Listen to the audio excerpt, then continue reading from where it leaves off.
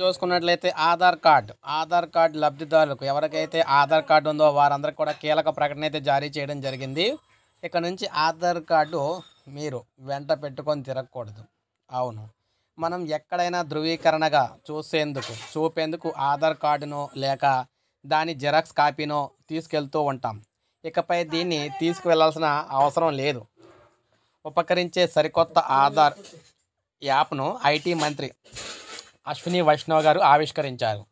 QR కోడ్తో తక్షణ verification, real time ముఖ ఆధార్ ధృవీకరణ వంటి ఫీచర్లు ఈ యాప్లో ఉంటాయి.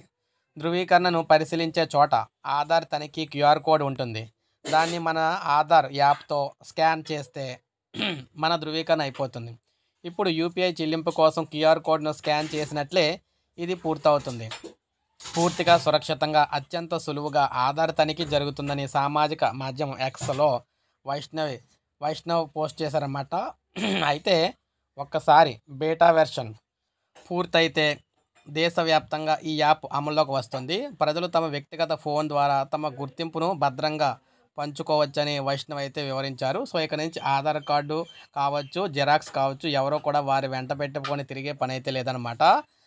మనకి కేంద్రం తీసుకొచ్చిన యాప్ ఏదైతే ఉందో ఈ యాప్ మన ఫోన్లో ఇన్స్టాల్ చేసుకుంటే సరిపోతుంది. ఆ యాప్ ద్వారానే ఆధార్ యాప్ స్కాన్ చేస్తే సరిపోతుందన్నమాట.